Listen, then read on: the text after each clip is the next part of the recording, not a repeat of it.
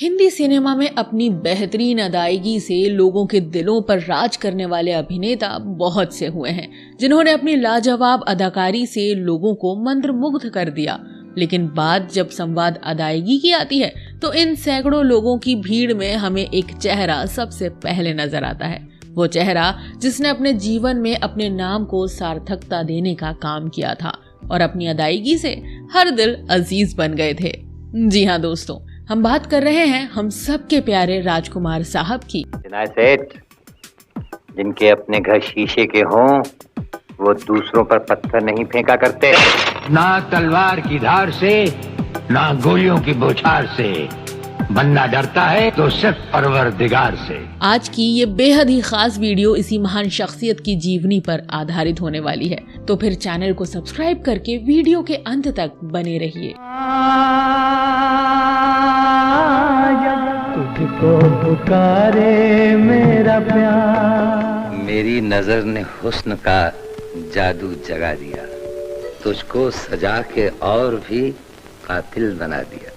जानी पीले पीले ओ मोर राजा, पीले पीले ओ मोर जानी। 8 अक्टूबर साल 1926 को ब्रिटिश इंडिया के बलूचिस्तान में स्थित लौरालाई कस्बे में एक मिडिल क्लास कश्मीरी पंडित के घर पर कुलभूषण नाथ पंडित यानी कि राजकुमार साहब का जन्म हुआ था। इनके पिता का नाम जगदीश्वर नाथ पंडित और माँ का धनराज रानी पंडित था। कुलभूषण 4 बहनों और 2 भाइयों के साथ खेलते कूदते बड़े हुए थे, जहाँ मनोरंजन के नाम पर उन्हें कभी भी फिल्में देखने को नहीं मिली। उनका दिन तो पढ़ाई और खेलकूद में ही निकल जाता था। जब स्कूल और कॉलेज वाली किताबों से मन ऊब जाता तो कहानी और किस्सों की किताबों में खो जाते। आगे चलकर राजकुमार साहब ने अंग्रेजी साहित्य में स्नातक करने के साथ साथ दर्शन शास्त्र में भी गोल्ड हासिल किया। कई भाषाओं के जानकार राजकुमार साहब युवावस्था आते आते 50 के दशक में बॉम्बे आ गए। यहाँ आकर उन्हें अपनी पहली जॉब बॉम्बे के माहिम पुलिस थाने में सब इंस्पेक्टर के तौर पर मिली। अच्छी कदकाठी और शानदार आवाज के मालिक राजकुमार साहब को पुलिस थाने में इनके साथ काम करने वाले लोग कहते थे कि आपको तो फिल्मों में काम करना चाहिए, आप कहाँ इस पुलिस की नौकरी में समय बिता रहे हैं। राजकुमार, जो उस समय तक फिल्मी दुनिया की चकाचौंध से ज्यादा आकर्षित नहीं हुए थे, अतः इन सब बातों को यूं ही सुनते और नजरअंदाज कर देते। लेकिन उनके किस्मत में तो कुछ और ही लिखा हुआ था। किसको पता था कि हीरो जैसा दिखने वाला ये नौजवान जो फिल्मी दुनिया को इग्नोर कर रहा है, एक दिन उसी दुनिया में जाकर अपनी धाक जमा लेगा। राजकुमार साहब किस तरह फिल्मी दुनिया में आए, इसको लेकर 2 कहानियां प्रचलित हैं। लेकिन अपने एक इंटरव्यू में राजकुमार साहब ने खुद जो कहानी बताई है, उसके अनुसार जिस पुलिस स्टेशन में राजकुमार साहब सब इंस्पेक्टर के तौर पर कार्यरत थे, उसके सामने उनका एक दोस्त रहता था, जिसकी पहचान बहुत से फिल्म निर्देशकों और निर्माताओं से थी। राजकुमार साहब के साथ काम करने वाले कई लोगों की तरह उनका ये दोस्त भी बार बार राजकुमार साहब को फिल्मों की तरफ आने के लिए कहता रहता था। और एक दिन अपने इस दोस्त की बात मानकर राजकुमार साहब ने एक फोटोशूट करवाया, जिसकी फोटोज SU सनी जैसे उस समय के कई फिल्मकारों के ऑफिस तक पहुंच गईं। और उन्हीं फोटोज को देखकर फिल्म रंगीली के निर्देशक राजकुमार साहब से मिलने आ पहुंचे। राजकुमार के शानदार कदकाठी और मर्दानी आवाज से प्रभावित होकर उस निर्देशक ने उन्हें अपनी फिल्म में काम करने का ऑफर दे दिया। अब तक राजकुमार साहब को भी लग गया था कि शायद तकदीर उन्हें इसी रास्ते पर लाना चाहती है। बार बार फिल्मों में आने की बातें सुनकर राजकुमार साहब ने रंगीली के निर्देशक नज्म नकवी को हाँ कह दिया। कहा जाता है कि नज्म नकवी को हाँ कहने से पहले भी एक दिन जब राजकुमार साहब अपने दोस्त के साथ सिनेमा हॉल में फिल्म देख रहे थे, तब उन्हें सोहराब मोदी ने देखा और उनकी कदकाठी देखकर उन्हें अपनी फिल्म में काम करने का ऑफर दे दिया, जो उस समय इन्होंने ठुकरा दिया था। बहरहाल अब राजकुमार साहब का फिल्मी सफर शुरू हो गया था, जहां रंगीली फिल्म के साथ साथ उनकी शुरुआती 2-3 फिल्मों के पिट जाने के बाद ये बातें होने लगी कि राजकुमार यानी कि कुलभूषण पंडित फिल्मों के लिए उपयुक्त नहीं है। कुछ लोग तो राजकुमार साहब से यहाँ तक कहने लगे थे कि तुम विलेन की भूमिका क्यों नहीं निभा लेते। ऐसी सभी बातों से निराश राजकुमार साहब 50 के दशक में अपने पास आने वाले हर किरदार को निभाते चले गए। साल 1952 में अपने करियर की शुरुआत करने वाले राजकुमार साहब ने अगले 4 साल में आबशार, अनमोल सहारा, कृष्ण सुदामा और घमंड जैसी फिल्मों में काम किया। इसके बाद आया साल 1957 और इसी साल फिल्म नौशेरवां-ए-आदिल में एक शहजादे की भूमिका में राजकुमार साहब को पहली बार नोटिस किया गया।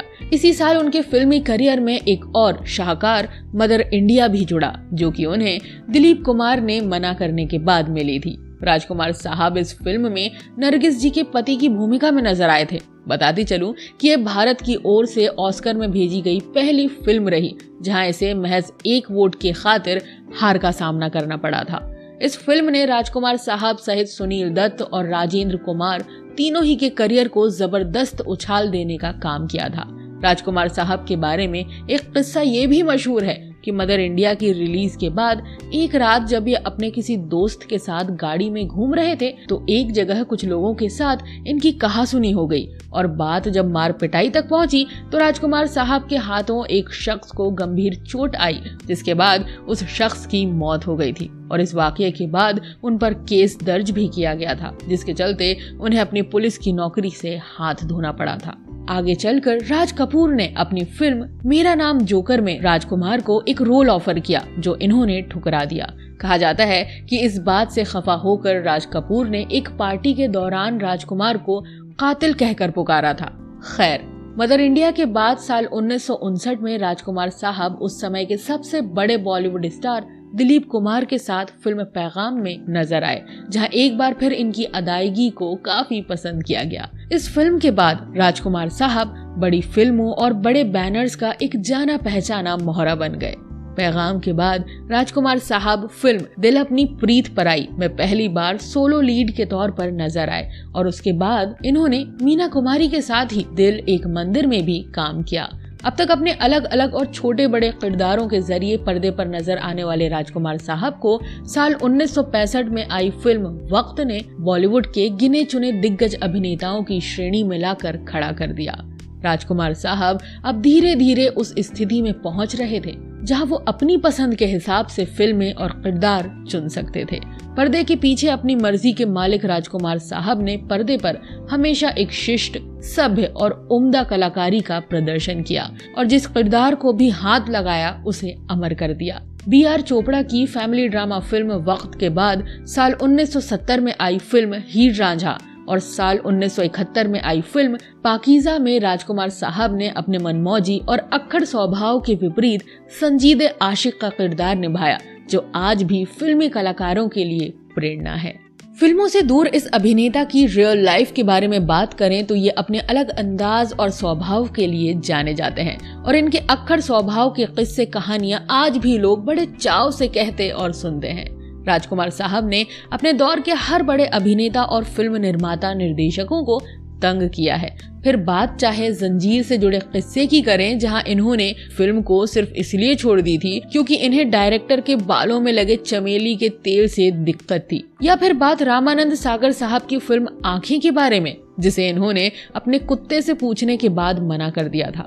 राजकुमार साहब के इस अक्खड़पन का शिकार कुछ बड़े अभिनेता और अभिनेत्रियों को भी होना पड़ा था, जिसमें धर्मेंद्र, राजेश खन्ना, गोविंदा, सलमान खान और जीनत अमान जैसे कई बड़े नाम शामिल हैं। जीनत अमान को इन्होंने यहाँ तक कह दिया था कि तुम ठीक ठाक दिखती हो, फिर फिल्मों में ट्राई क्यों नहीं करती, जबकि उस समय तक वो एक अभिनेत्री के रूप में स्थापित हो चुकी थी।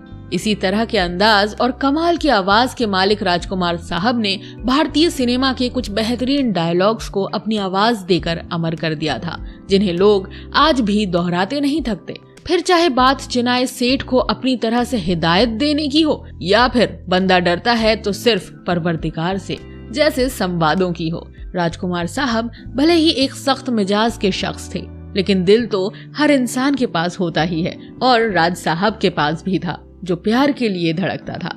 राज साहब को भी प्यार हुआ था और इन किस्सों में पहला नाम हेमा मालिनी का निकल कर आता है, जिनके साथ फिल्म लाल पत्थर की शूटिंग के दौरान राज साहब उन्हें अपना दिल दे बैठे थे और यही वजह रही कि फिल्म की शूटिंग पूरी होने के बाद उन्होंने हेमा मालिनी के पते पर प्रेम प्रस्ताव भी भेज दिया था। लेकिन हेमा मालिनी राज साहब की एक फैन के रूप में इज्जत करती थी और इसीलिए उन्होंने राज साहब का ये प्रस्ताव स्वीकार नहीं किया। हेमा मालिनी राज साहब को एक बेहतरीन अभिनेता मानती थी और इसीलिए जब उन्होंने फिल्म निर्माण में कदम रखा तो फिल्म शरारा में धर्मेंद्र की जगह राजकुमार साहब को कास्ट किया गया था, क्योंकि हेमा जी के अनुसार वो किरदार सिर्फ राज साहब ही निभा सकते थे।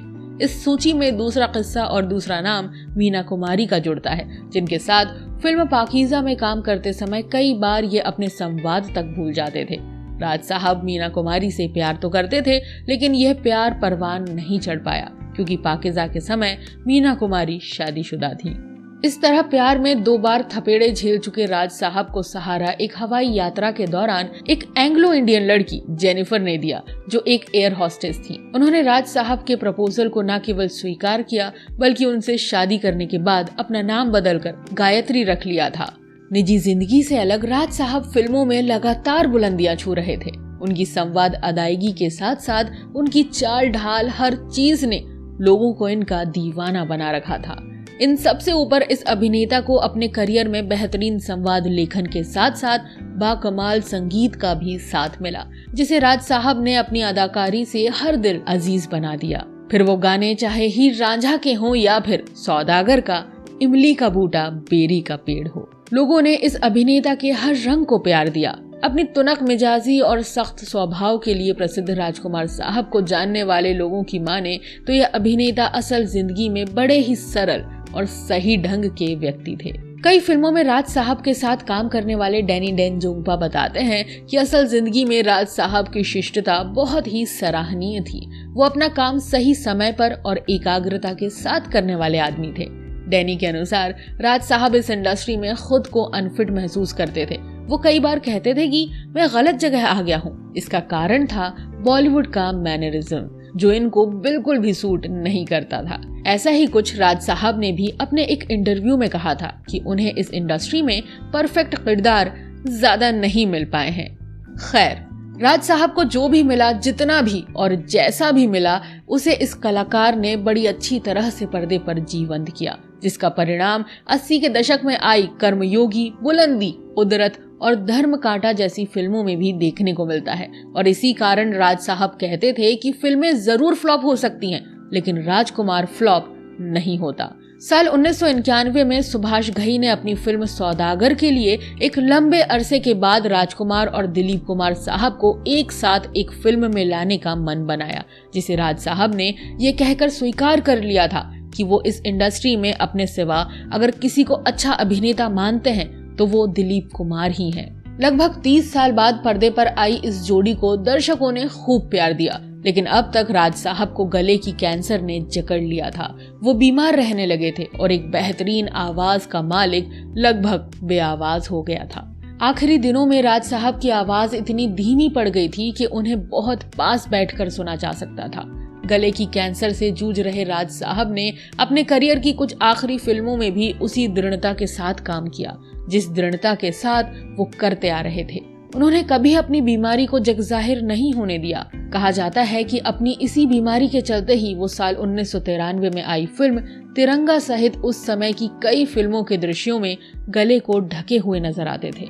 अपनी जिंदगी के आखिरी समय में जब उन्हें ये आभास हो गया था कि अब उनके पास अधिक समय नहीं बचा है, तब एक दिन उन्होंने अपने परिवार को अपने पास बुलाया और कहा कि मेरी मौत की खबर मुझे जलाने के बाद ही सबको होनी चाहिए। चेतन आनंद के अलावा किसी को भी इस बात की भनक नहीं पड़नी चाहिए।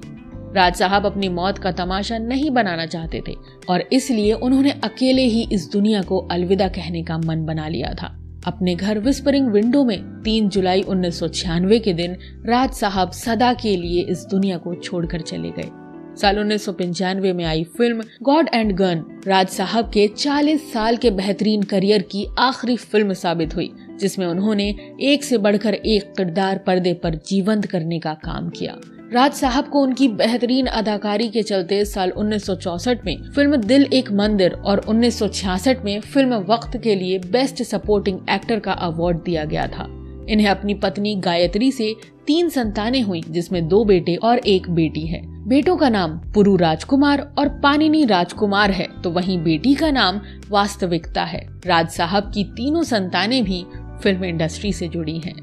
तो ये थी बॉलीवुड फिल्म के असली राजकुमार यानी कि राजकुमार साहब पर हमारी एक विशेष प्रस्तुति। उम्मीद है कि ये वीडियो आपको बेहद ही पसंद आई होगी। अगर वीडियो पसंद आई हो तो इसे लाइक और शेयर भी कर दें तथा ऐसे ही दिलचस्प वीडियोस की नोटिफिकेशन पाने के लिए चैनल को सब्सक्राइब करके बेल आइकॉन में ऑल का बटन दबा दें। धन्यवाद।